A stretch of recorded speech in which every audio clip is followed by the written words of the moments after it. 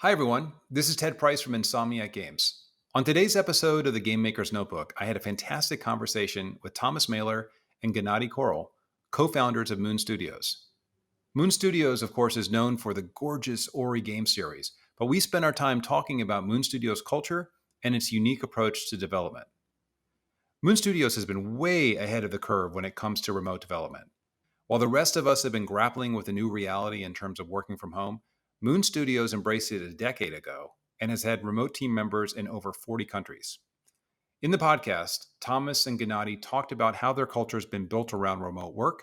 They discuss creating an environment based on respectful honesty and openness, and they share how one can make a flat hierarchy really work. Please join us.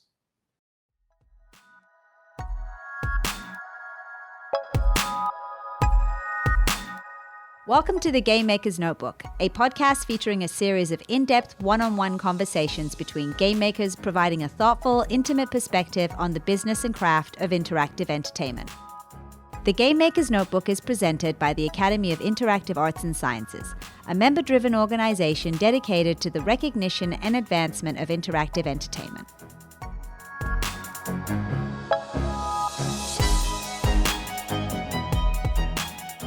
Thomas and Gennadiy, thank you so much for being on the show. And I just want to be a fanboy for a second. I love your games. And both Ori games are games that I feel sort of epitomize the artistry and beauty that exist in games today.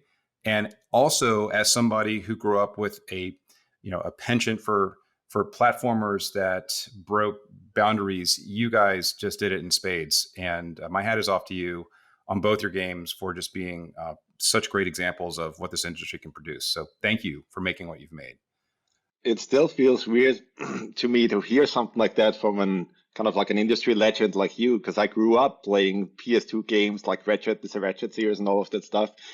And it's always weird to me to talk to these industry legends. Like I met Tim Schafer at a party once, and I literally like played Day of the Tentacle, when I was a kid, and it's always weird. Like, and obviously it's this huge compliment to have someone like you appreciate the work that we're doing, because obviously we're huge fans of Insomniac over here as well. Well, that's super nice of you to say, Thomas. I mean, I think we all kind of look at each other's games and we learn, right? That's what's so fun about this industry. And speaking of which, I'll gush a little bit more. At Insomniac, we really appreciate your help that you gave us a few years ago on Song of the Deep when we were struggling with how to make a Metroidvania game on Unity. And I remember Thomas calling you and asked just out of the blue and asking, hey, could you guys give us any tips on how you do it so well? And you and Gennadiy were both so gracious in sharing ideas, your techniques, and your time with us. It was greatly appreciated by all of us at Insomniac. And once again, that sort of embodies, I think, the spirit of this industry where we're all sort of ready to jump in and help each other. But we really appreciated it. Yeah, no, not for at all. For us, it's just an honor, again, like to just have someone like Insomniac reaching out to us, right? It's just, holy shit, it's Ted Price. You guys are nice. Well, thank you. And I want to talk about just your journey to the industry first. And did you both dream of making games as kids? I'll start. I was always a huge fan of games. I started at like 4 years old when my family got a Commodore 64, and I started writing little programs and so on, and like making little art, as much as you can call it art, because back then I think it was like 320 by 240 or something resolution, or even less than that. I don't even know anymore. And I've always been hugely fascinated by games. I always loved games, but it never struck me as like, oh, this is something I could do. Because I grew up in Austria, that's not like there is no games industry here, or nothing ever really came out of Austria that is popular. So there are no studios here, any of that. So in my teenage years, I always felt like, well, I would love to work in games, but that is just not a realistic goal. And really, when the internet came about, and I mean, I'm hugely grateful to what all these industry veterans have done back then, because like that's when, Unreal Editor and Quake Ed and so on came out, right? So I started working on that. Then actually the like AIAS, the developers behind Maya and so on, like they started doing student versions and so on. So I got into 3D modeling that way. And yeah, then I actually started, like, I really got into the art behind it and started studying traditional sculpture because I really had this feeling of, like, I've always been drawing my whole life, but I got this feeling that, hey, I really need to study anatomy and just need to become a better artist, an actual artist. So I did that for a couple of years, and then suddenly, like, I posted my portfolio online and jobs came in, and then I suddenly worked in the industry. It's totally weird and strange, and yeah, it's just crazy. Yeah, that's Gennadiy. What about you? Yeah, Did you dream of making games as a kid? it's interesting. I always knew I would be in a creative industry because I was drawn to computer graphics, visual effects, animation from a super young age. I still remember, like, my parents got me this book about 3D Studios Max when I was 12. And they, because I was just gushing all over it, I was already downloading 3D Studio Max when I was 11. I tried to do stuff in it. I didn't know what I was doing. I was just sort of learning. I didn't have any access to, back in the day where you didn't even have internet connection.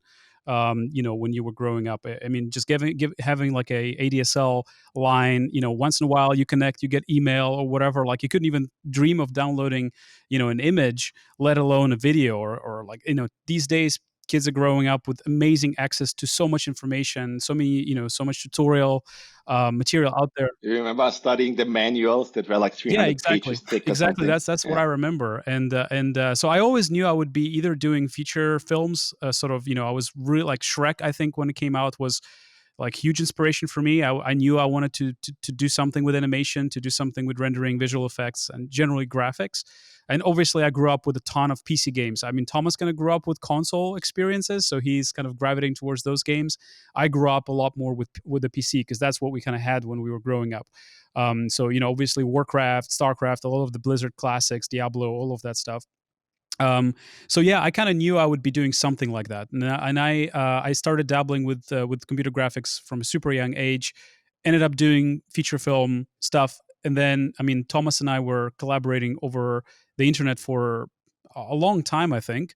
And once he was kind of wrapping his thing at Blizzard, I was wrapping my thing at the feature film company. We were sort of running out of budget by rewriting the script 3 times, which is not the great way to make a movie.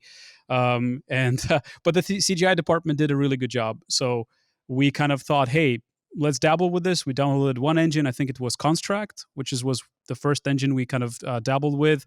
And then it was Unity, and the rest is history.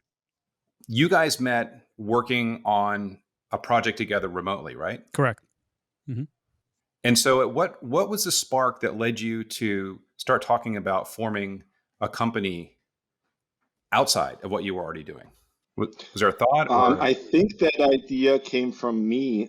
So I was working at Blizzard Entertainment. Like, I worked for a couple of studios doing 3D models and sculptures and so on, because really when I got into the industry, ZBrush suddenly became a huge thing. I still remember playing with ZBrush 2 or 3 back then, and it wasn't that good. And then ZBrush 4 came out, and that was like, oh my God, you can digitally sculpt on a computer now if you have a Wacom tablet. And that was just the most amazing thing. So I immediately learned that thing as much as possible. And so with Gennadiy, I met him on the old CG Talk forums, and he was making tools. Like, he already made a tool that hundreds of thousands of people were using called Local Tools, That was the and magnet as well, the soft and that selection, the sculpting thing as well. Yeah. right. Yeah, like back then, like poly modeling, like old traditional poly modeling was still, the thing, and people were still talking about Mirai and all these uh, packages and all this stuff, right? So I met him, and kind of like we just got talking, like, and it's very similar to how we work now, where I supply kind of like the creative design vision, and Gennadiy is really the tech wizard behind everything. And we just got talking, and we knew each other for a good, probably 10 years or so. And then I dropped out of Blizzard, and I was already dabbling with making little games and so on. So that was really like when I dropped out of Blizzard a year before or so.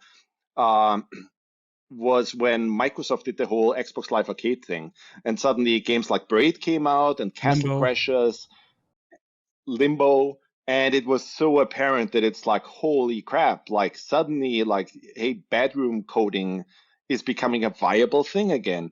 And that was hugely attractive to me because at that point, like, I mean, Ted, you know it, right? Like it was really expensive to just make a game on the PlayStation 2 for a normal person. Yeah. Like you needed a couple $1,000,000 to actually Well, just get and something connections in into the the industry. You shelf. needed representation. You needed agencies. You can't just Yeah. be a one man show and make it out Yeah. there. And there was an indie industry, right? Like there were things like Cave Story and so on before, but it was not a business yet, right? Like it was a cool thing to dabble with on the side.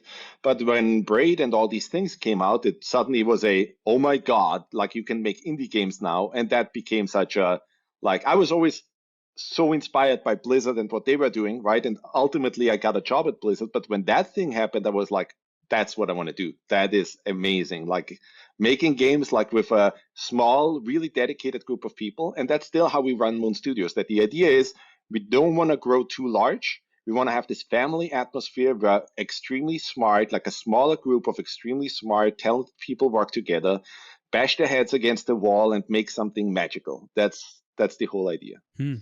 So was there a specific spark that occurred when you guys had started just working together online and came to the realization that there was an opportunity to do your own thing? I think the spark happened early for me, like when I downloaded Construct and was just dabbling with making games. And suddenly it was this whole, oh my God, I can make an executable. And that actually is a game. And then it just, like, I kept making more prototypes and I even showed that to Gennadiy, right? And they were really simple, like, but I tried to make it feel good. And I always knew Gennadiy could do a lot in terms of, like actually putting real tech behind this and that understanding and so on. And it just became an enticing idea. And then we discussed this whole thing of like, hey, so there's this indie thing happening, like Braid and Castle Crashers and so on, right? And Limbo. in talking, Limbo and so on, and in talking, like it just became this whole, oh my God, like there's a business now. Like we could actually start a company, right? And sell these things that we're making if we make something good. And then we made that prototype because I left Blizzard to do this. And then we just kept, like, we started working on a prototype. Back then, we were in contact with a bunch of publishers because I just wanted to reach out and I kind of like used that Blizzard clout a little bit. Like, hey, I'm an artist at Blizzard and I'm making these prototypes. Are you guys interested in looking at them? Right. And I think that helped. Like, just that they heard that name, like Blizzard, right? Like that seemed to help me get the foot into the door. And then it became very clear that, yeah, there is actually a business there that they're looking at things and they potentially would finance that, right? And then it was just this road of, okay, how do we get a prototype done and actually a business plan going and show that?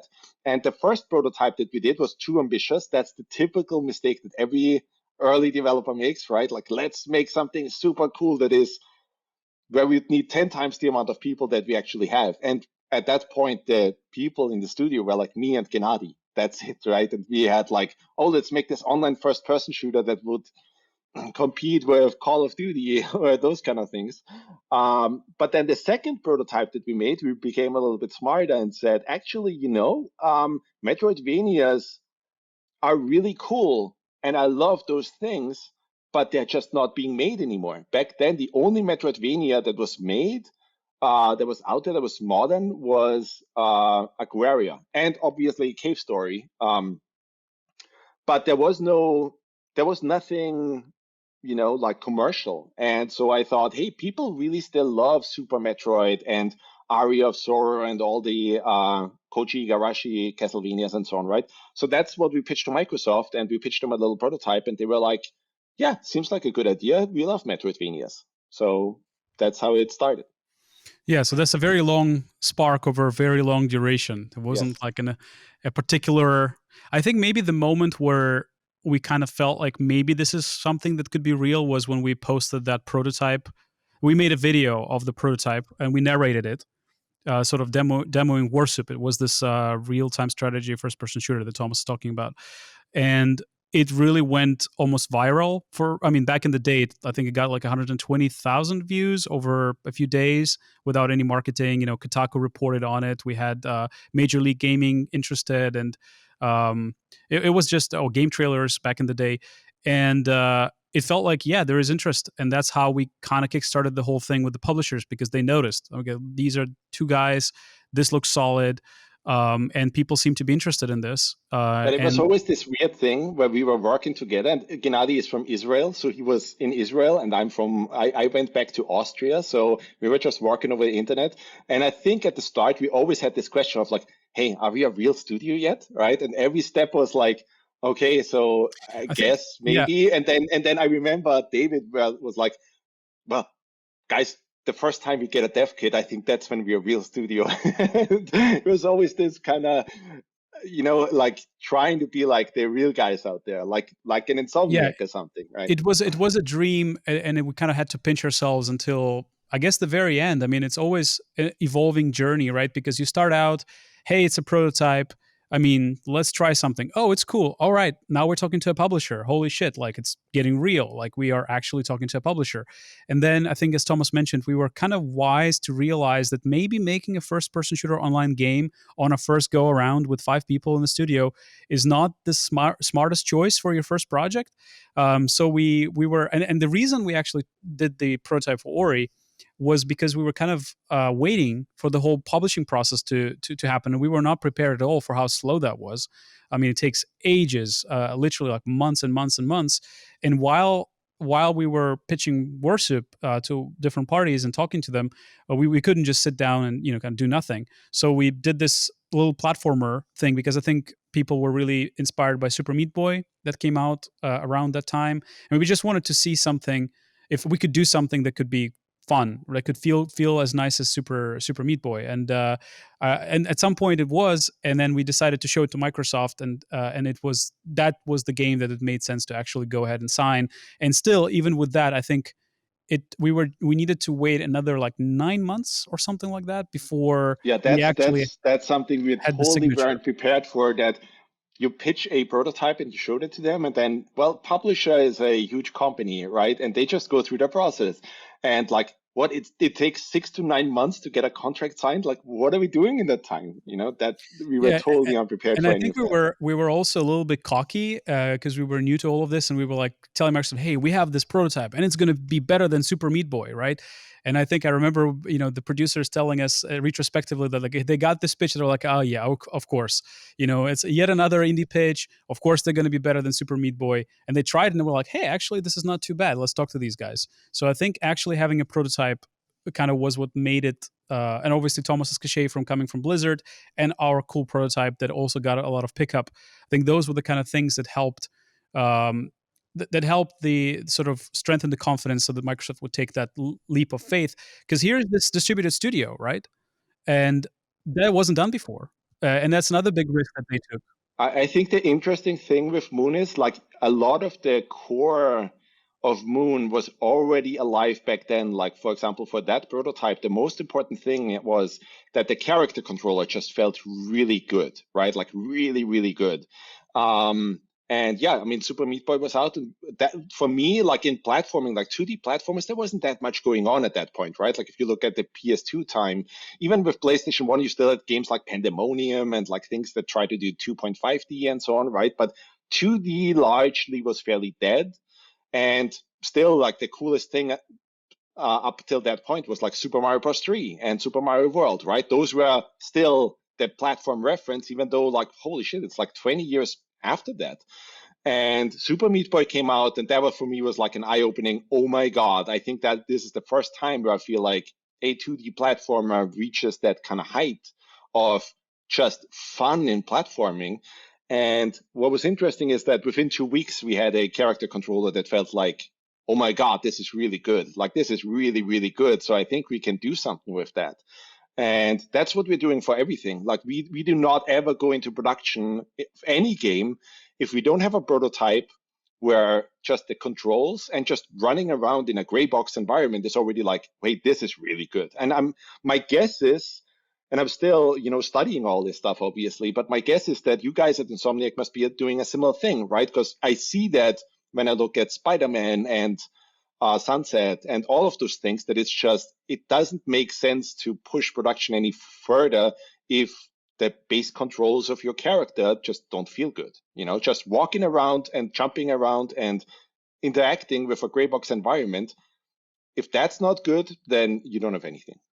You're absolutely right. I mean, I agree that you're building on a house of sand if you are trying to begin constructing missions or levels prior to the game being fun at its core. But we've certainly made the mistake of not being there when we've gone into production, and usually that's the function of having a lot of constraints around timing, budget, uh, scope, etc., and feeling that just the need to progress and hoping and praying that we get it right. But we've certainly stumbled, and it's bitten us badly when we have decided to move ahead without what you just mentioned, getting those core right, that core stuff right. But I think as a developer, you're always your own harshest critic, right? Because I can't think of an Insomniac game that actually was bad, right? Like if you look at the Insomniac games, it's always like, well, they are really fucking good, Oh, So it's nice that you just say that. I mean, the pain, I'm sure you guys can and talk about this at length, that the pain for sure comes during the middle of production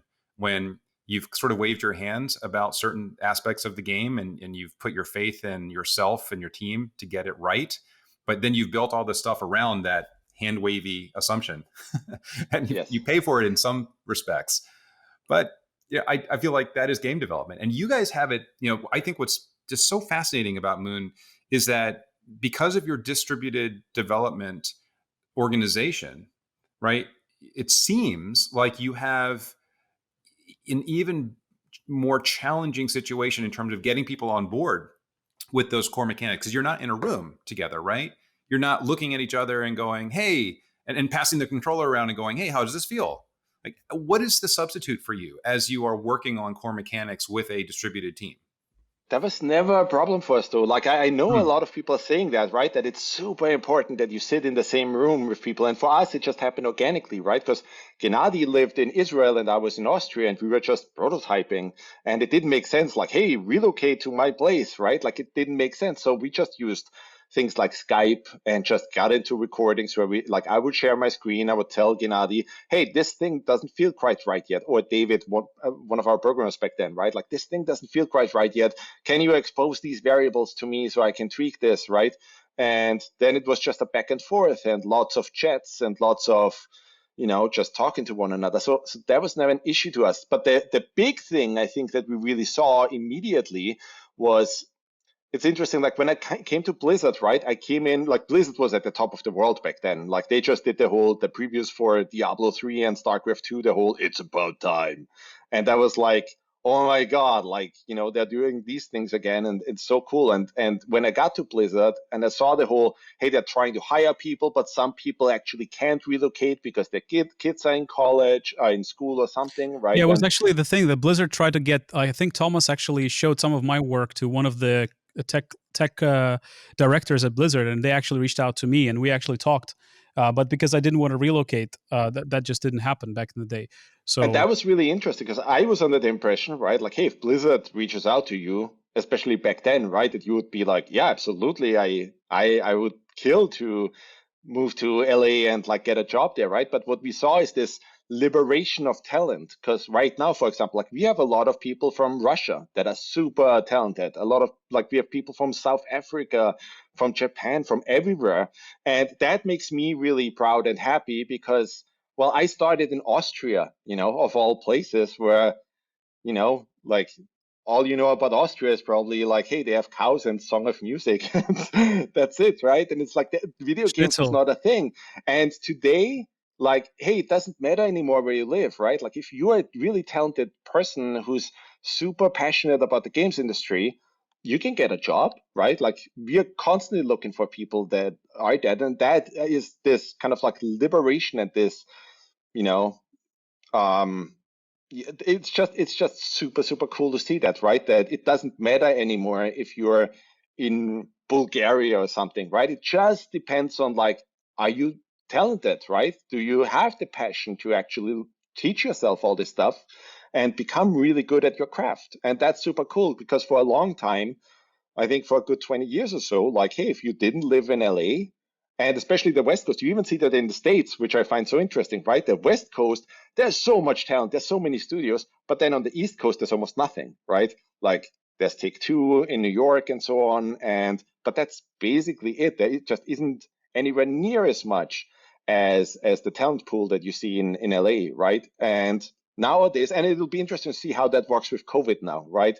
After that, if people go back to the offices again and so on, because what we definitely see is this whole, hey, we have access to talent from all over the world. They don't need to relocate. They sign our NDA and our contract and they can start the next day. And that's just huge. Yeah.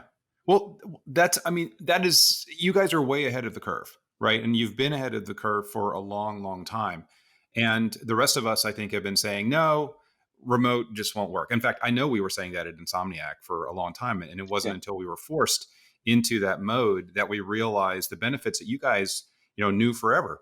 And so with that in mind, what are some of the approaches that are unique to Moon that keep everybody connected, right? I mean, Thomas, you were talking about how you could send a build and ask to have the variables exposed so you can make tweaks. What are some of the other things you do to keep things moving forward quickly with a giant remote workforce?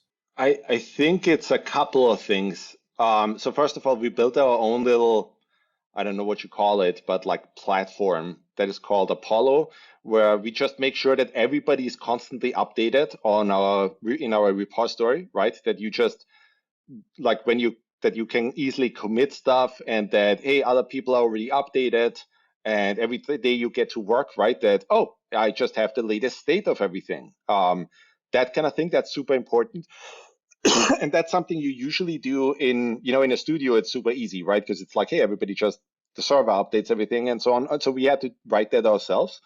But then, and it's just, which tools do you use? We're obviously constantly looking at a lot of stuff. Like we tried every single communication app out there, right? Like we used Skype and Microsoft Teams and Discord and Sococo and just everything, just to always kind of like drive our efficiency, hopefully a little bit higher. And then it's also just how you manage your team, right? I think a lot, like what's also super important is this trust that we give in people, right? That we don't count your hours. There's no clocking in or anything like that. I used to have to do that at Blizzard, right? Where it's like every time I would sit up from my chair, I would have to clock out and then clock back in again and so on. And I just found that incredibly stupid and discouraging, right? It's just, are you what like you think I'm just going home or something? Like, no, I want to make amazing stuff, right? So we always approached it as like, hey, we don't count your hours, right? Like, I don't even care if you work 3 days per day or 12 hours, 3 hours per day or 12 hours per day. As long as your output is good, I don't care. And that partly also came from like, I'm a huge fan of power naps. I work like 14 to 16 hours a day. And in order to get my energy back every now and then, like I just fall asleep. And that is such a, like, that's better than energy drinks and everything. And when I asked to like, hey, at Blizzard, right, like, can I do that? They were like, what, do you want to sleep at work? Are you fucking nuts? And we were just, no, let's embrace that, right? Like, I don't know what every person needs, and especially for artists and so on, right? And for every individual, it's different, right? But every individual is different in terms of like, how can they reach their creative climax, right? And their most efficient state. So if they want to go out for air, hang out with their families, do this and that, right? Frankly, I don't care. It's not for me to decide how they spend their time. What's for me to decide is, well, I want to see some output. But as long as the output is there, it's really on the people in the studio to define for themselves, like, hey, this is how I am the most efficient.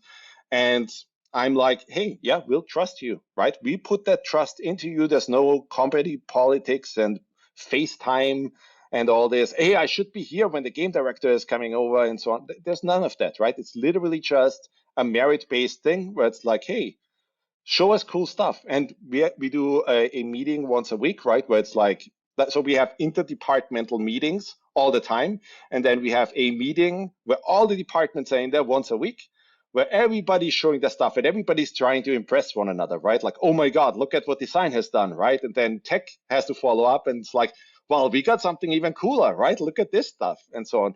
And I think it's a lot of those things as well. So partly it's just the software stuff on like, how do you, like, which tools do you use to actually handle the studio and do all the communication and all of that, right? But then the other thing is the company side, trusting your talent and just letting people do their work, right? Letting them be passionate, being okay with like, hey, he's not at his desk right now. That's fine, you know?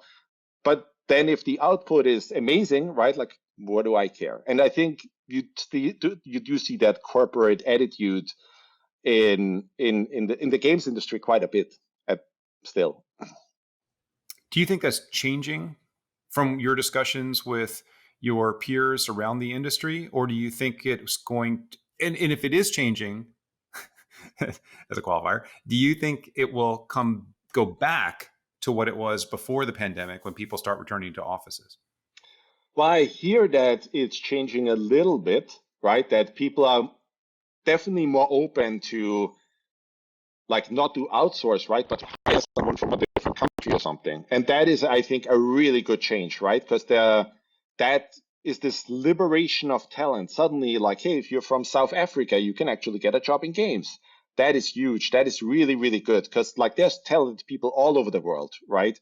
And just a multicultural approach of like, I mean, there's like 40 different cultures or so, or countries, right? That all contribute to Moon.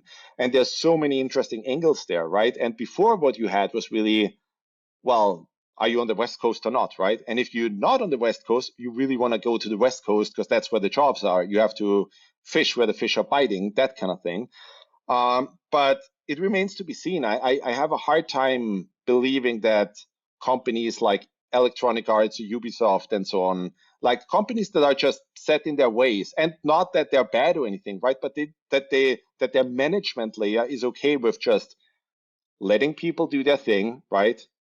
You know, hey, we believe you, we trust your talent, right? Just do your thing. And again, like, hey, we shortly approached the whole, hey, can we talk about Microsoft before the call, right? And Microsoft has always been really good about that. Like they never, ever asked us for any of that stuff. Like, and initially our fear was that, right? Would we have to count hours and give them reports and so on? And it was never the case. Like they were similar to us in their culture that it was just, well, do you guys have cool output or not, right? And that was hugely, hugely helpful to us. That makes sense. And you mentioned something that fascinates me. You mentioned cultures from over 40 different Countries, areas yeah. of the world, right? Yeah. How do you bring people together who are maybe using different languages, have different time zones, have different approaches in general to maybe everything? What do you is there something that you do that sort of unifies everybody in purpose and sort of approach? Well, the interesting thing I think is that everybody's the same, right? Like there isn't this huge difference between, oh, so this guy is an American, so he's this, like, or he's like that, right? Mm-hmm. And then because this guy is from Russia, you know, there's these preconceived notions and so on. That's not the case, like at all, right? Like we just have, it all always depends on the individual, right? So we don't really do any of that, right? Like I think we just have people, you know, we have a huge spam chat and people constantly talk to one another and show their interests and all this stuff. And it just works miraculously well, right? Where it's really just, hey, share your passion, right? And that kind of stuff. And I think generally the thing I love about games is that, well, games help people connect, right? So that when all these different people from different cultures talk about games, right? There's no, like, it doesn't matter where you're from, right? It's just sharing that love and affection for, oh my God, that was so cool. You know, did you experience this thing yet? And try that and so on. And I think that's how people bond. And one thing we are doing that is really important to us is like once a year, that is a crazy luxurious thing that we're doing, but it's really important to us. Like once a year, we actually fly everybody to some place. So that's also a good thing of the internet, right? That Airbnb and so on came along. So what we did was, hey, let's rent out some castle or something, and let's fly everybody to that place, and we all have to live together for a week. Wow. And obviously, like, hey, we drink whiskey and smoke cigars and have fun and so on. But also, like, what's really important is that the team bonds, right? And we talk about the games and our upcoming projects. And I think generally the approach that Gennadiy and me have is the whole, well, I don't want to see myself as the CEO, right? It's like the Apollo crew back then, right? Like, hey, we're a small, dedicated group. We're trying to do some really big things. And I really believe in you folks. Let's make the coolest shit out there. We're all really talented. You wouldn't be at Moon if you wouldn't be super, super, super talented. You had to go through many interview stages and so on. And let's be completely open, right? Like I think it's really important at our team retreats that we really are there and ask everybody in the studio the question, like, what are we doing wrong right now as a studio? Where do we fuck up? Are you guys happy? How can I we hope make you this happier, podcast right? is rated accordingly. Well, but I think that is really important as another thing to kind of like keep people in the studio happy and make everything work. Like, a lot of people come out of our team retreats and are like, wow, that was the coolest experience I ever had professionally. And I think it's just people bonding over a shared interest. That is really, really powerful. That's just a powerful human emotional thing. But it also sounds like you are asking for feedback and acting on it, right? And when you get that feedback. And so how does that take shape? You know, when you get it, I mean, what do you and Gennadiy do to sort of take that feedback that you get either during the retreats or as a general course of business and then change? Well, we always try to improve the studio, right? Like, I'm not going to sit here and tell you everything at Moon is super peachy and it just all works out, right? And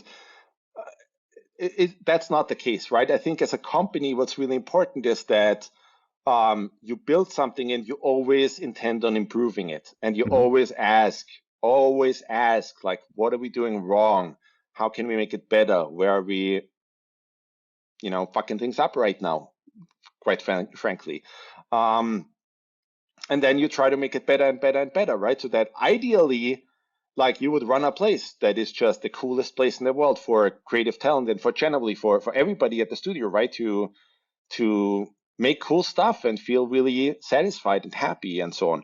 But it's hard. Like, I'm sure, like, I mean, this stuff, right? Like, that it's really, really hard because it's just dealing with a lot of human emotions and, oh, that person doesn't like this and that person doesn't like this. So how do we actually solve that and so on? It's just a constant, trying to make things better and trying to do your best, working that little bit harder because it's important. And yeah, there's no formula. There's no, oh, we do this particular thing and that's what solves it all, right? It's just a constant, I mean, I hate to say the word, but a constant grind to just constantly trying to improve the studio and asking people, like, I do think what are we doing wrong? How do we do better? I do think there are a few things that can be a good forcing function for the right things to happen. So while there isn't necessarily, sort of like, here is a formula or here's just do this one thing and you'll be amazing, right? I do think the culture of honesty, the culture of openness, the culture of going against sort of the politics of a lot of organizations. A lot of organizations, they have a certain power dynamic, they have a certain power structure. And what I think we try to do at Moon, we try to flatten it. I mean, there's still people that sometimes need to come in and call the shots because decisions need to be made. At some point, you don't do design by committee or there's too many cooks in the kitchen, and right? And some decisions need to be made. But what we found is that if you don't create these boundaries for people, if you let people kind of creatively flourish, people go way and beyond their specific area of expertise or their particular task to make sure things are better, whether it's the team, whether it's the project. And I think that's the culture that, I mean, that's a very difficult thing, maintaining that culture, especially as we're growing right now a little bit for our third game. And as we've been growing since Ori 1, I think we went from, I think we were like 12 core people, 20 at peak, with contractors. And in Ori 2, we were, I think, about 60 people at the peak and probably like about 40 core people. So that was quite some growth. And we're growing even bigger now for our next game. And I think it's a very difficult question of how do you actually act on feedback, because getting feedback is sort of easy, even though it's not so easy if you think about the politics about it, because not everybody likes to complain.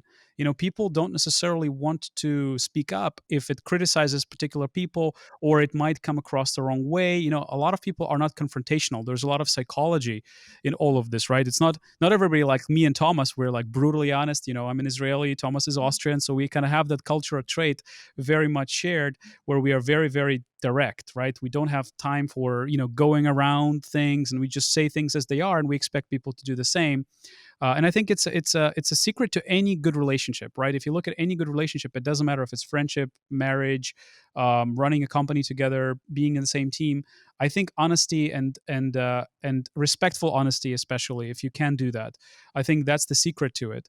And if you do that, I think it kind of creates a forcing function for certain things to happen, and certain improvements to happen. But I do think it's also important to have enough people in the team that are passionate about improvement. And it's a character trait, it's a personality trait that you kind of look for, right? You need people that are in the driver's seat positions in the company that care for improvements to happen, that passionately want things to be better, right? And then if you have those people on the ground, the drivers, and you have the sensors, which is the open culture of honesty, where the important feedback is being shared openly. I mean, for instance, one of the things we tell people in interviews and one-on-ones a lot is that you will never be fired if you criticize, for instance, Thomas and I, or if you criticize any decision we make, or if you criticize the game, you will never get in trouble. In fact, it's people that they're playing it way too safe and that are not speaking up is that we have an issue with, because it cannot be that everything's fine. It cannot be that the game is perfect. It cannot be that the team is perfect, that the process is perfect. So we want that feedback. We want that feedback loop in place. So having the sensors, having a culture of openness, and then having people in the driving seat that are passionate about improvement to let them champion particular subjects. And it's almost a random process, right? Where like a lot of companies approach things in a very kind of, okay, here's a problem, here's a role, right? So there's a problem in a team, there's a production problem. Okay, you have a producer to solve that problem. Here's a communication problem. All right, maybe that's the leads, maybe that's the producers again. But here it's like, okay, here's a problem. Who's passionate about solutions to that problem? And a lot of the times you find people that might necessarily not even be producers, but they are just so happen to care about Discord, for instance. They love what Discord is, or we're using this tool called Workplace, which is basically sort of Facebook for work. And I mean, there's pros and cons to this. We are considering maybe switching to an online forum right now. As Thomas is saying, we're always going back and forth, trying to kind of find the best approach. But the cool thing about that is that it's an offline communication tool, an asynchronous communication tool. And the thing that we found is that this is what happens when you go remote, is that people are used to synchronous communication approaches, to synchronous working approaches. So everybody's in the call, right? Everybody's doing this or that. What I think remote work facilitates, especially when you're in all kinds of time zones where some people are finishing their workday and other people are waking up, right? Like early Russian time zones, and you have people in the Bay Area or whatever. You find that you start recording calls. You start leaning more into offline asynchronous communication, so to speak. It's still online, but it's not online in the sense where you're not in there in the same room speaking synchronously, right? It's asynchronous. So recording of calls, video updates to work. So for instance, we like when people post on Workplace and they just do a little video update, and then everybody can just scroll through that with their morning coffee on their tablets or whatever, or in their beds, like whatever, wherever you want to do it. It's available on every single device. And it's all about that sort of ease of access to the information, ease of access to what's happening in the studio, to encourage people to take part in this. And I think we're still, I wouldn't say struggling, but we're still trying to improve in that. Like, how do you get engagement? Ultimately, that's what you want. You don't want people to sort of be in their own lane, focus on their own corner, and that's it. You want people to go outside to kind of take ownership, take responsibility, right? In Hebrew, we call this to be a big head, right? Sort of like to not only focus on small things that you are responsible for directly, but to look around you and not be a bystander in this company, but actually take additional ownership and responsibility. So I think if you combine all of these things, which probably require also hiring for certain traits. So I also am on record saying that I'm not sure if remote work is is good for everybody. I don't know if the world is going to be like everybody works remotely. I do think it fits more people than people realize, and it fits more people than themselves realize because they haven't tried it. But there are people absolutely that need the office, that they need to be, that they need the structure to be set for them, that don't like to self-manage, and that they prefer that interaction, that human dynamic, that they're like, as you mentioned, sitting in the same room playing the game together, right, or whatever. Certain people need that, and it's a psychological thing, and it doesn't, it doesn't fit everybody. So sort of, I think people that thrive at Moon are people that really like working online, that like their privacy, that like to manage their own day, that don't have to, to be necessarily put in a structure. They like to manage their structure. They like to be sort of grown up about it and say, look, I know what I need to get done, right? But I also want to live a life that I want to live. And they find a structure and an approach where they can marry the two, right? They can live the life that they can do things that make them productive, that make them happy, but they still deliver and they have great output, which is what they're looking for, because otherwise, it's not motivating if your output is not there. So I think that's how we kind of try to facilitate change. And it's a very long-winded answer to answer a simple question of how do you actually improve, right? How to create a culture of constant improvement. But I also think it's about the perfectionism, and it's about sort of, again, the culture of, I think we maybe criticize things a little bit too much at Moon, right? I think it's maybe also like we lean on the side of actually negative feedback a lot of the time. Sort of that's how it is, and I think maybe sometimes that's going too overboard, and you need to balance it out with positive feedback. But I think it kind of sets the tone for everybody to look for what can we do better, like. I think it's like who was it? I think Mark Cuban, right? Mark Cuban is somebody that I quite like, and I follow some of his interviews. And he says when you work for him, you don't ever give him the good news. Like, he doesn't want to see an email from you with good news, because he expects good news. He expects progress. He expects good results. He only wants to see communication come to him if there's a problem, if there's something he can help with, if there's something that needs to be resolved. Now, I don't necessarily believe it should be this lopsided, right? I do think people need to have positive feedback and they need to have positive experience.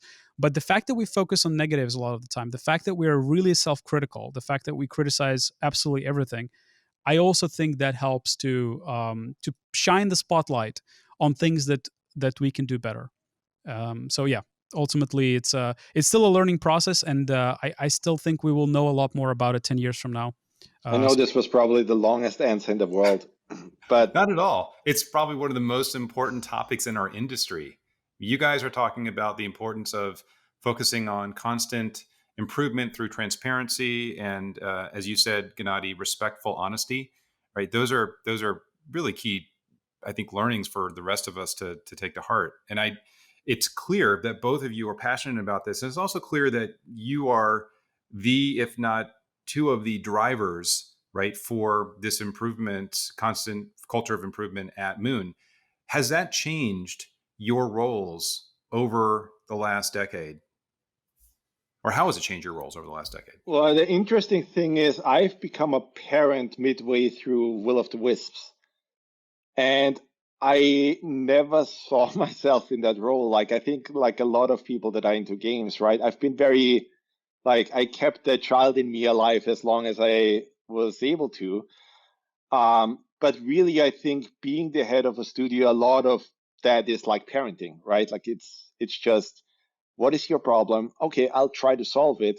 And at the same time, well, but I also need really good output from you, right? And like Henry said, like the in terms of the respectful criticism and so on, right? Like a lot of times that's something that I definitely still have to improve on, because it's so easy to just say, to look at something and say, no, this is bad. Look, you need to do this and this and this, right? But that really creates a bad feeling in that person who just put 20 hours of work into something for the next person to just come in and say, oh, this is really bad. You need to do da da da da da, right? Like you really need to approach it with, the way you would do it in a family. And I think generally, like, to add to that from before, like at Moon, we never had titles, right? Because I think the problem that I have with titles is that it automatically, intrinsically just creates this culture of fear almost, right? That it's like, oh, so that person has a better title than me, so who am I to actually give him my feedback or criticism and so on, right? Like,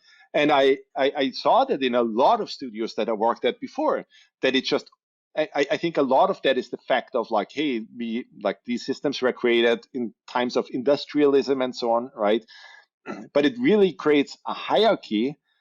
And I hate that. I hate the whole approach of that, right? I want people who, like, hey, you work in QA, or you don't even work for Moon, right? Like you're an audio engineer that we hired to do SFX for us, right? Like I want that person to be able to play our game and feel free to openly write in the chat, guys, I just write the combat here and I really think this sucks. That's fine. That should be okay, because you could be a player at the end of the day, right? Like if you already think that first time playing this, well, there's probably going to be thousands of players who share that vision. And I think a lot of times what you see in studios is that even without them noticing it, that they just create that culture because, well, that's what everybody's doing, right? Everybody is like, I'm a senior so and so, I'm a lead so and so, and it's like, no, like you're not, right? At Moon, you're an artist, or you are a programmer, or you are a QA guy, or for a lot of things we don't even have a title, right? Like literally we just look at the talent, like what are you actually good at, right? And just give the people a chance to kind of like contribute to the things we're doing. So it's really that approach, almost like being in a family, right? Like that big head thing that Gennadiy said before. Like it's just, if you're in a family and your family member is hurting, well, do something about it, right? And in a company, I think a lot of times what happens with those titles is that it keeps people apart, because it's just, oh, that guy is senior, so I'm not going to approach him, like, and that I think is a really, really important thing that, that I see in a lot of students. And I mean, people come to us with that expectation, right? Of like, hey, so I used to work at Sony Santa Monica and I used to be a senior thing. Am I the same at Moon? And I'm like, dude, no, like you're just going to be an artist and that's it, right? Like live with that and embrace it, because I think, yeah, this is silly. that's another thing that I think is this whole approach of no hierarchy. Of course, a lot of people, I mean, would rightfully say, well, this doesn't make any sense because we need to make decisions. And look, at some point, there are people that need to call the shots, right? But it's a sort of like it's a safety system when decisions are not being made or there's too many opinions and somebody needs to sort of be the tiebreaker for the opinions. But usually we try to make decisions as a team, right? So it's like we evaluate something, we get the team feedback. And the hierarchy, the only hierarchy that I think we would like to see here at Moon is the hierarchy of competence, not the hierarchy of power or position, or I'm here, I'm more senior than you, I've been here longer, or I'm in the higher, like I have a job title that says that I'm higher, whatever. Like that is toxic. And I think ultimately also when it comes to creating a working environment where people thrive, especially hardworking, smart people, is that respect cannot be demanded, right? It can only be earned. So if somebody is is competent and you respect their work, you respect what they bring, then it's easy to respect that person as an authority. But if you have an authority that you do not respect professionally, that you do not think is a competent authority necessarily, then it's a toxic situation. And this is why we try to minimize these situations in which there are authorities that directly sort of spoil the relationships that we could have in the team. Because ultimately when you grow, right, it's like Thomas and I are the drivers of this thing. But ultimately, when you're 90 people, 80 people, you will have other people in positions of quote unquote power, right? That represent you, that represent the company. So it's a constant sort of coaching and communication loop with those leads that we have. We call them leads, to make sure that we are one unit, to make sure that we share the same culture, that we share the same values, that we treat people the same way, that everybody's treated fairly. It's for lack of a better term, though, right? Like there are leads, but a lead doesn't mean, hey, you make more money or whatever, right? Like usually leads at Moon means, oh, you have a talent of organization, right? Or you speak up, that's fine. But you're a there's driver. this other problem. You're a driver. You take responsibility. In order to get to move up in a company, a lot of times, like, hey, you need to take this management position, right? And that is just really like silly, and I hate to see that, right? Like I saw this in studios before, where it's just, hey, you have this incredibly talented artist or animator, right? And he wants a job promotion, but the only available job for you is like, okay, now you're the lead animator and you barely get to animate anymore. But he's the best animator in the team. So that's really stupid to do that. So we're trying to be very, very careful. Like we call the people who, organize things leads, but we're very careful so that everybody knows like, hey, he's a lead or she's a lead, but that doesn't really mean anything. And I think that's really important that people understand that people know, yeah, there's people who organize or have a talent organization. And by the way, I'm not a lead at Moon, even though I'm the Thomas head of the is studio, horrible at because organizing. I'm horrible at organizing. And I know that about myself, and that's okay. I contribute in other ways. I let other people handle spreadsheets and help me with organization and so on, because I forget everything. Like I'm just messy and Thomas is typical very right creative brain. person. Yeah. Yes. But I think that's absolutely fascinating. And I want to ask about the leads still. Are the leads making qualitative judgments and saying, this is good, this could be better, this Of needs to be course. redone? Are they? Yep. Okay. Of course. But they Sure, do but this we with the team. still there are people in the team, right? Like if they're, for example, in the lead art, right? Like so they make a certain decision, right? That doesn't mean that an artist couldn't stand up and say, actually, I don't agree with that decision. Let's talk about it, right? Okay. That kind of thing. So that Or there we bring it isn't out to the team. We bring it out with the team and we see what the yes. team thinks as the perfect arbiter of sort of ideally the quality bar. And because people have opinions, people have tastes, and that's the most difficult thing, is sort of aligning these different opinions and tastes. And people butt heads sometimes, right? People have heated arguments about what's right and what isn't because they care, because they're passionate about it. But I do think the open culture of feedback and sort of having other people also chime in and be like, I actually think this art piece is better, and here are the reasons, right? Ideally, it's constructive feedback. I think that helps making good decisions, and I think that was maybe part of the secret sauce that allowed us to ship relatively polished games, both Ori 1 and Ori 2, is that constant feedback loop, which we call Moon feedback. We call it kind of Moon DNA, and this is where we want everybody to speak up. We want everybody to tell us what they think, because we don't only hire people because, well, they're good at their job in a specific thing they're doing, but we trust that they are gamers themselves. They are connoisseurs of media, right? They have a good taste. They have a brain, right? And you want to have that brain trust, and you want to tap into that instead of limiting it and saying, well, yeah, you go and you write your lines of code. We don't want to know what you say about art. You're a programmer. Screw you, And right? by the way, we're doing the same thing with our publishers. Like our publishers a lot of times are like, guys, how can we help you? Right? Like we are here to help. And the answer usually is, well, just play the game and give us feedback. That's all you need to do. Play the game, give us feedback, give us as much feedback as possible. Ideally, I'd want you to record yourself playing the game, constantly vocalize your thoughts, tell us what you think is good, what you think is bad, your ideas, like when an idea pops into your head while you play the game. I want to hear all of that, right? Because that's gold. That is gold. That's the best thing a publisher can do for you. I don't care about all the other things that they're doing because, hey, corporate has decided we offer this service now, right? Like at the end of the day, I want people will play these products at the end of the day, at the end, right? And well, if we think something is bad, good chances that some player out there will think that, well, that's really bad. How did they not see that, right? And well, the more you test and the more you get feedback, well, the more you can fix and make better. And then hopefully nobody out there will say, hey, this thing is really stupid. How did they not see that? Because we saw it and we fixed it before it even got to anybody.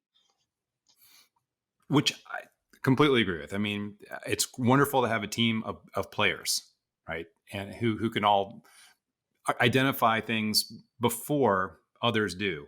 But a question about that, for both of the Ori games, did you have pillars or guidelines that you could use to help people make those critical creative calls about quality? Yeah, I think it's an awesome question. I mean, and I'll just share. I'll share too. Just because this is something I struggle with a lot, and I know our team struggles with, is giving constructive criticism is great, but also difficult because it can feel so subjective sometimes. I like blue.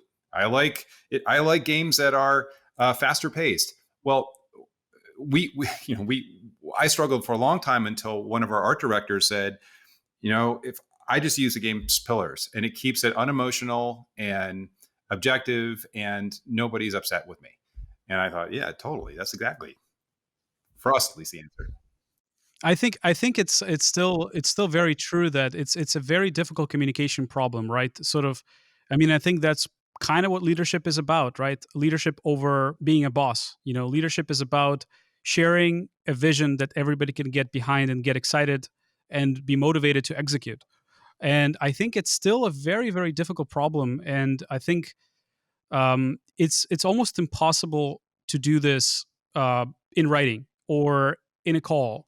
I think especially in a creative medium like games, we just always imagine something in our heads, and it doesn't matter you know how colorful our explanations or pitches are going to be, and how beautiful our presentations are going to be, and how much the documents are going to have the detail in them. You're still imagining something, right? It's still I'm imagining one thing, you're imagining another thing, and the other person is imagining a third thing. And it's very hard to get through that mental barrier, because it's like, well, I'm seeing this thing in my head, so why don't you see this thing in my head? And Elon Musk still didn't get the chips in our heads for all of us. So maybe one day we will have that capability. But I think this is where this idea of actually focusing on the product in front of you and valuing playable prototypes over documentation or over explanation, or like, hey, let me tell you how everything's going to be great. Instead, no, here's a build, I don't have to say anything. If that build does not speak for itself, if you cannot have fun with the game, or if a certain system doesn't work, or if the art build does not blow your socks off by itself, like, you don't need to add anything to it. And I think focusing on sort of the proof in the pudding, right? The smell of the pizza needs to smell good. And if it doesn't smell good, well, we have no idea what we're making at the end of the day. And I think this is sort of like, I'm giving the design team a little bit of grief with this, and they probably don't like me for this, including Thomas. But I don't like documents. Like, they're a good starting point. They're unavoidable. Go ahead and make documents. They're great, but you shouldn't spend way too much time in that document phase. You should go ahead and build things. And once you've built things, you should iterate on those things until they really come to work, or you realize they cannot work, or you cannot make them work, and you drop them. You move to the best next idea that you have. But I think that's sort of like the answer here to, how do we set a bar? Like, how do you actually communicate quality? Like, what is the way to say and align everybody, including all of the people in every single department? Like, how do they know what is quality? What is Moon Studios' bar for quality? And basically, for me, it's about the trailers on both Ori games. I think that was a very interesting forcing function to just get our things together and get to the final quality bar. Because, like, here's these internal milestones, and the internal milestones never quite have the same influence as a public milestone. What we found with the team is that when you actually go and you share the game with the world, it's this adrenaline kicks in, right? It's this feeling of, holy shit, like, actually everybody will have their eyes on our game, like, we better make this good. And I think that between the convention builds and the trailers, that really helped us to set the visual target, the audio target, the gameplay target for the game, right? Because you have this short slice of content that is as polished and as refined as possible. And here you have this trailer, and the art in that trailer is amazing. The animation in that trailer is amazing. The visual effects in the trailer is amazing. And that is your target. Now that we've executed on this, we've aligned on this, we've argued passionately for hours and days and weeks about what is the right animation, what is the right design for the character, what is the right set dressing, what's the right lighting model, what's the right particle effect. We went through that process. Now we have a tangible effect, tangible result in front of us that we can all just say, this is what this game is. This is what the art is. And that is the benchmark. So now you're trying to you've painted, it's like a sort of mosaic painting, right? Like you've fleshed out a few glimpses of what the game will be to the final quality bar. And now you're trying to have the rest follow those glimpses. And we found that conventions really drive that home. And after the convention's done, after the trailer's done, you know what the game is, you know what the art target is, and now it's about execution and scale up. And it's to me, it's really clear. You both spend a lot of time not just thinking about this, but putting your words into actions. And with so many people in Moon Studios spread across the entire globe. How do you guys maintain balance? Right? You must have inputs hitting you at 24/7, right? How do you have a life where you're just not on all the time? We don't. I think that's one of the things that, I mean, maybe for Thomas is different because he had a kid. I didn't yet, so I wasn't forced into balance by sort of nature. But it's one of my resolutions for 2021 is to sort of try to trust people a bit more, try to delegate a little bit more, try to intentionally disengage from work at particular points in time. But it's like somebody said that making doing your own company, right? It's like having a baby, and I haven't had a baby yet, so I cannot speak to that. But you just it's like your baby needs food, right? Like you're gonna make sure that it has food, right? Like you cannot let it die, basically. So you're always worried, you're always on to just make sure it's doing well, right? And I think that's what you feel. That's the kind of responsibility that you feel. Yeah, so I think with Gennadiy and me, like we were always workaholics. When I was working at Blizzard, I was there every day at like 9 a.m., I think, and then working because we had to crunch on StarCraft 2. Like we were working every day till like 10 p.m., 11 p.m.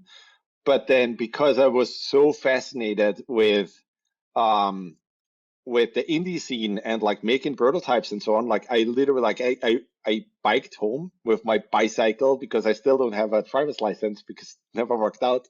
Um, and I worked till like 4 a.m. every day.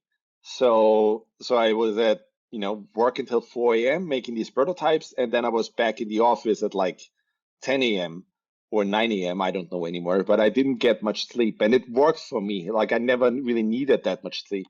Um, so we personally aren't good with balance, but what's interesting, and it comes back to that parenting thing, right, is that, well, just because that works for us doesn't mean it works for everybody in the studio, right? Like we actively have to make sure that people don't overwork themselves, even if they want to, right? Like, and a lot of times it's great if your programmer is super passionate, right, and wants to do amazing stuff, and you have that feeling of like, oh my God, he's still online at 2 a.m. What are you doing? Go to sleep, right? Um, because I know what happens if they overdo it. Then they get a burnout and don't enjoy their work anymore and so on. So it's that, right? It's like constantly being on top of the talent and making sure that like even if they'd like to go nuts, right, that you actually have to pull them in because there might be some time where they actually need that strength and that energy to push through. There's always times in our industry, I know that crunch is kind of like the bad word now, right? And obviously we all want to work without crunch. I think there's always going to be certain times where it's like, oh shit, we need a little bit of overtime to actually make sure that, this looks good for this particular show or something.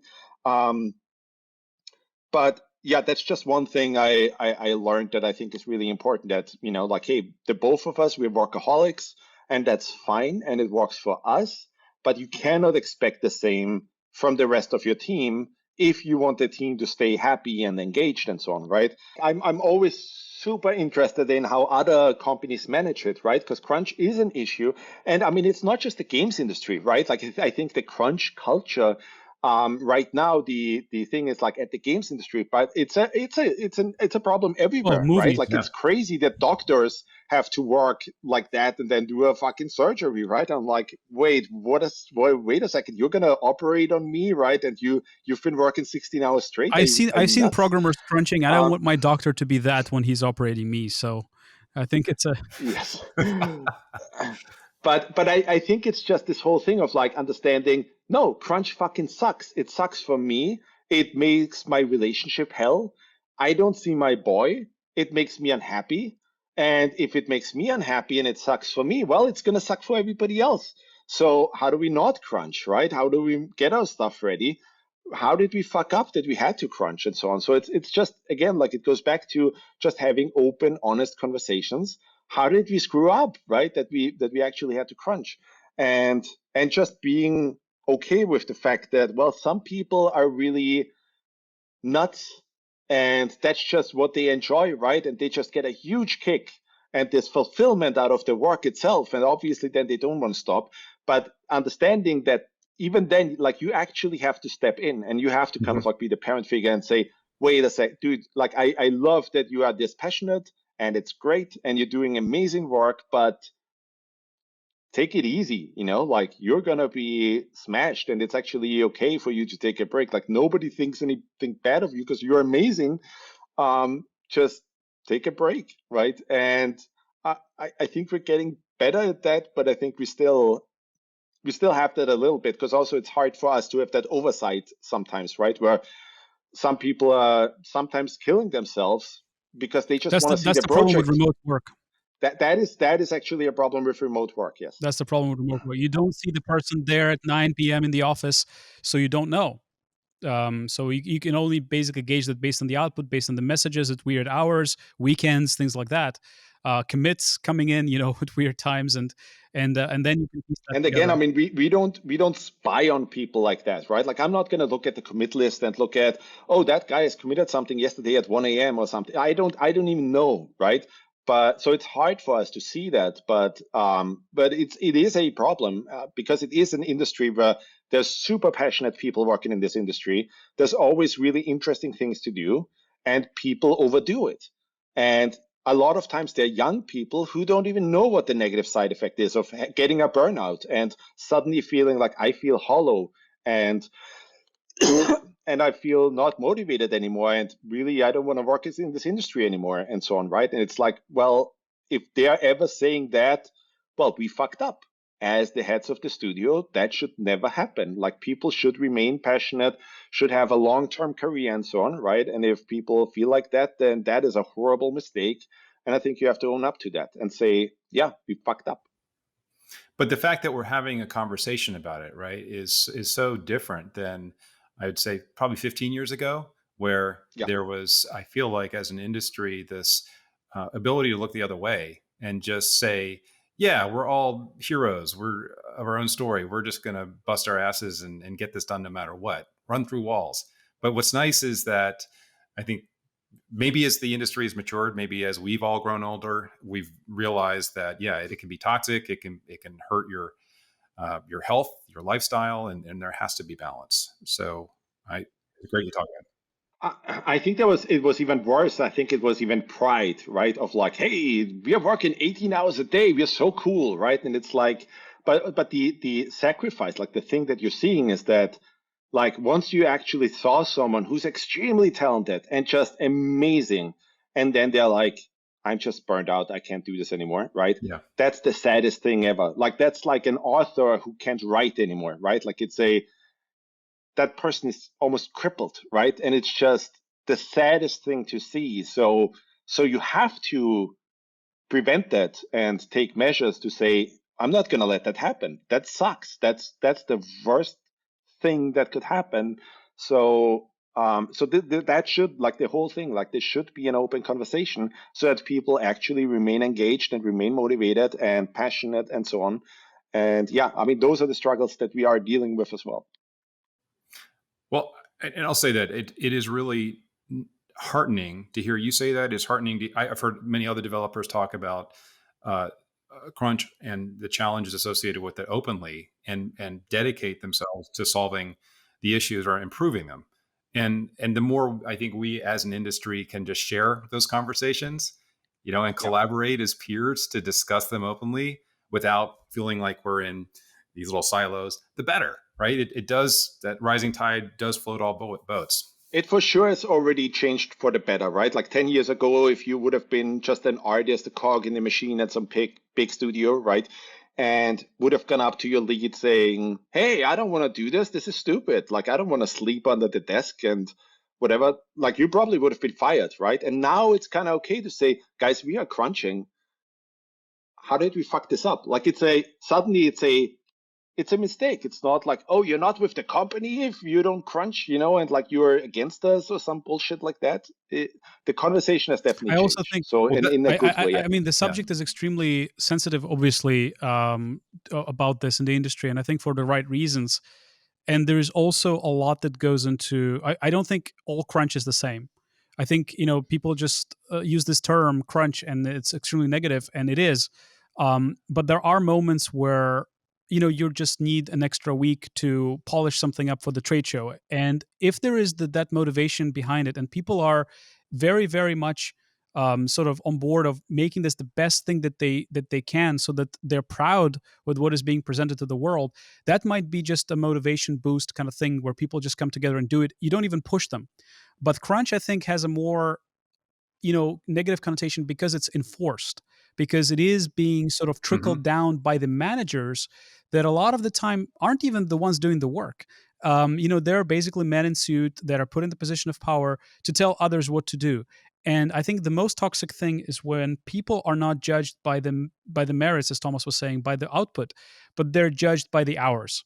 And I think that is the worst example of crunch, is basically forcing people to be at their desk a certain amount of hours. Like, oh, we're all working hard, so be here. Like, I know that there is this like FaceTime problem, right? Where like in big companies, there's this important person comes over at 9 p.m. to see who's at the desks, right? And if you're not there, well, it's a problem. If you're there, you get some points, right? Like all of that, I want to say brain damaged approach of forcing people to just basically kill time at their desks, not seeing their families for the stupidest reasons ever. I think that's what kills a lot of people. So it's not just necessarily the sort of the fact that people are pushing. At the same time, I think what's interesting though is that I had some of the best times in the industry when we were crunching, because that's always a really passionate time oftentimes as well, right? Where people are like, hey, I still have this idea for this feature. Can I still quickly implement that, right? Like, I just need a day, right? And everybody's like, yeah, do it. It's really cool, right? Like, oh my God, like, and everybody gives you feedback, and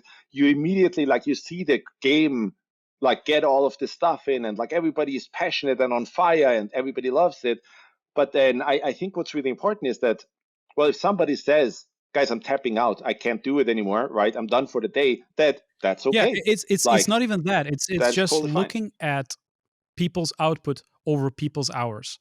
I think that's what grown-up, hardworking people value the most, is that you actually value their work and you trust them.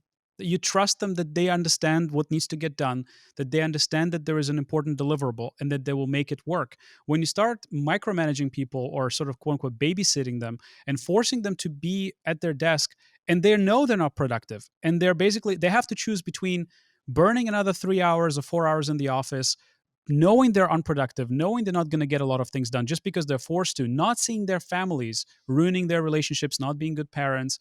I mean, that is death. That is horrible. And I think that remote work kind of allows more flexibility so that people can be with their families because they're there, right? They can take the breaks. In fact, they have to take the breaks, right? And it's very important that people, even throughout the periods of pushing, they actually keep a good balance, that they don't completely burn themselves and kill themselves over this. Because at the end of the day, we got to remember, we're making video games, right? Like we are passionate about this, but we're not saving people's lives, right? Nobody's going to die tomorrow. And I think that if we want to have a change in the industry, I actually hate when people say this. That's one of my pet but peeves. it is Like true. this whole, we're It is not true, saving though. lives. I think you are in some degrees, like you are No, really, saving though. lives. Like these video games, like we get so many mails from people where they're telling us like Ori meant so much to me, right? And da. And we even had people who are like, who sent us mails like, I was suicidal and I played Ori, right? And it did something to me, right? Like, and those kind of things. It's like, yeah, it's stupid, right? Like we're making little entertainment products. I get all of that, right? But I don't want to belittle it. I do think like films, like I know how much film meant to me and how much that has changed my life. There are some films out there where I feel like I watch those things, I'm a better person for it now, right? Like, because it's an artistic message. Some artist sat down, crafted that film, created it, But still, and it made Thomas, my you life realize better. that there's a difference between respecting the craft and respecting the artistry and elevating the artistry and going beyond that and saying, well, look, it's okay killing yourself. Like if I'm a surgeon and I know that if I don't perform, somebody might not have a life tomorrow, it's not the same effect. Of So course, of course. And I get that, right? But I still want to say, like, I just love about games, right? That people are so passionate about it. And yeah, we don't save lives, or we don't have these base things, right? That doctors and a baker has, right? Where it's like, I'm making food, I'm healing somebody, right? I do think no, entertainment is really important. It's really, really, really important because it's good for your mental health, right? That people have an outlet and do something and so on.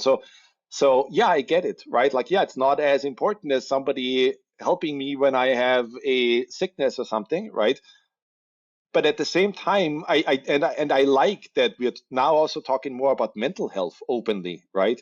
And I especially in do this think industry. our industry has a lot to do with that. And also there's a lot of negative shit, right? With like, oh, now we're exploiting gambling mechanics and we exposing kids to that shit and so on. But but I think there's a really important function there of like, I grew up with like, hey, my mom was always at work and my dad died when I was 10, and games did a lot for me. Like I had something to come home to and lose myself in those worlds. And that was really, really important for me. And that's one of the reasons why I ended up in games. And the same with films, right? Or music. I think everybody has knows some music that really means something to them, right? And I think that is just so important that we are actually aware of like the privilege that we have, that hey, this is our job. It's fucking crazy, right? Like that we get to make a living this way and making these things and make people happy. Because I always had this theory of like, hey, actually the road to happiness is really just making other people happy, because I don't get any satisfaction that is higher than seeing people play the games and like them really enjoying it, right? And them having a smile on their face, or just sending you an email and saying, wow, this was great. Like that really did something for me. That's the highest high you can get in this job. And I think in general, right, that people actually appreciate the work and so on. So so whenever someone brings up that argument, right, I think it devalues the job a little bit. That yeah, well, a doctor is more important than this or that. I don't want to live in that kind of world, right? Where we again have these hierarchies of like, well, first there's the doctors, right? And then there's the bakers, and then there's something, and then on level 50 is like, oh, you're making video games, you loser, right? It should be, no, we're all really important, and let's hold our hands and kiss It's each just that other. sometimes things can wait for the next day, and in some cases, in other jobs, they can't. There is E3 coming. Obviously, things can't wait for the next day when that happens. Or when you launch a game, then obviously you have a pretty strict deadline there. So there are moments where you have to take that sort of leap. But I think we need to find the balance as individuals and as companies. And also, I think it goes broader than just developers. I think publishers need to be a little bit more aware of these realities, because it's very easy to say, well, yeah, we just decide that the game needs to launch at a certain date. Microsoft were pretty great with that with us, but we've heard stories that are different. And at some point, if the publisher is putting the pressure, well, it's either the survival of the studio or you got to make it work. And that's a very, very difficult position where sometimes you're between the rock and the hard place as a developer, and you can't always necessarily make the best decision. It's like choosing the best of the worst evils, right? It's like what is better, and I think we as an industry need to probably be a little bit more forgiving to the process of making video games, which I think is this is why I'm here, right? What you kind of asked, how has your role changed over the last, how many years? It's like it's very interesting because usually people kind of get bored at their job over, like 3 years, 4 years. Like this is the time to move on, right? Usually those are the cycles, 2, 3, 4 years. I've been doing this particular thing for almost 11 years, I think more than that, and I always feel like the job is always changing. It's always challenging. It's always something else. Your role slightly mutates, and your focus changes. You learn new things. You develop as an individual. You develop as a professional. And I think that is extremely satisfying, and that is extremely, extremely rewarding at the end of the day, where it's not just about building the game. It's not just about achieving some certain technical prowess or creative prowess or whatever that's going to be. You are building a team. You're building, a family almost. You're building a process that it's almost like the machine that makes the machine, which is what Elon Musk likes to say, right? It's like it's not about just building the game. It's also building that thing that builds the game, which is the people, the structures in which they work, the processes, the approaches, and also, as Thomas said, is also making people happy. It's making people inspired. It's the amount of letters we've gotten from people that said that they were they are now going to get into game development as their career choice because they played your game or because they saw a video interview with you or something like that. I mean, those are the kind of moments where it makes you feel old almost, which is I'm not. Obviously, I'm the youngest probably person in the room right now. Obviously, it's a it's a privilege for me to be able to doing this at this young age, relatively. But it's still this thing where it's like, oh, it's kind of like closing the circle, because I remember myself being that person, right? I remember that person sort of watching Digital Foundry reviews or whatever, and sort of thinking, oh, it's really cool what these guys are doing in video games. Like, it's really cool when they optimize games or when they came up with these techniques. And now you're the one inspiring others to do that. So I think it's a very kind of bittersweet thing. Digital Foundry hasn't existed for that long, I Well, guess. So you it's must mean something else. uh, it's the I think it was Eurogamer, the articles that they were making before they became Digital Foundries. That's what I mean. Right.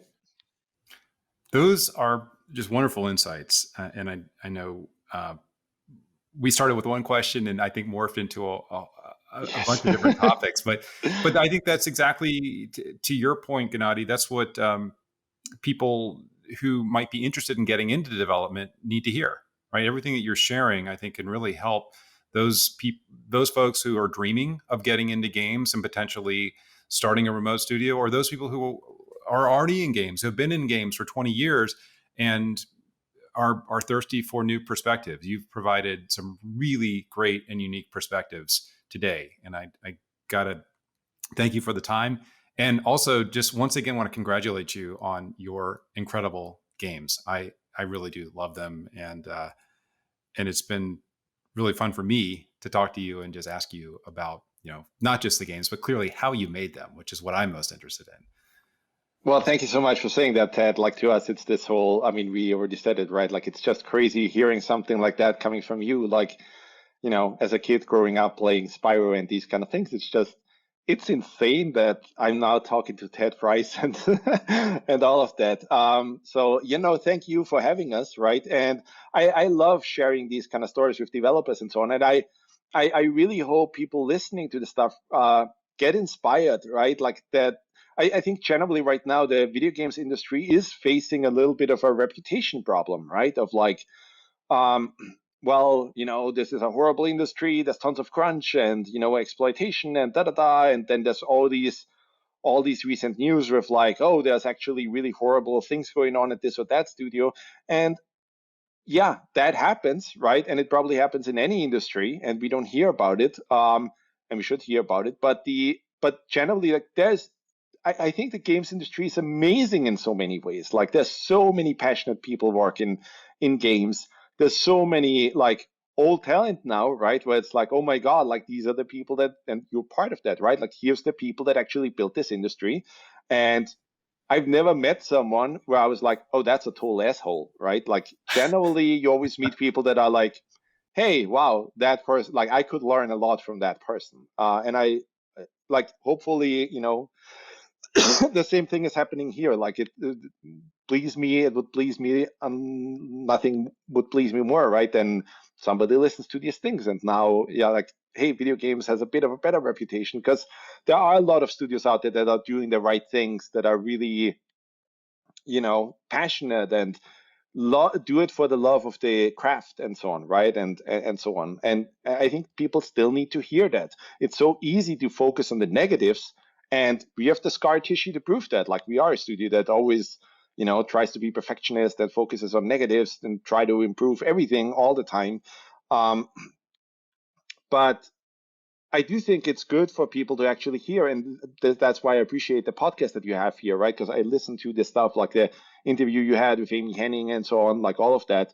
And I love that, right? I love that there are people like you out there, and like those creatives out there that, well, share a little bit of insight in the industry. Because yeah, when I was younger, that didn't happen, right? Like, you got lucky when you saw some interview with Shigeru Miyamoto once a year in some game magazine, and that was it, right? But now people having a little bit of a connection to the game developers, I think, is a really, really good thing, especially in these times. And thank you for the honest conversation. I think these are important topics, and I think that while we can all sort of see the negatives sometimes with this industry, as Thomas is saying. There are so many positives, and the fact that we can have an open and honest conversation hopefully helps us deal with these things and improve as an industry and as developers, and that will be a better place for everybody. So Well said. thank you for this honest conversation. Thank you both.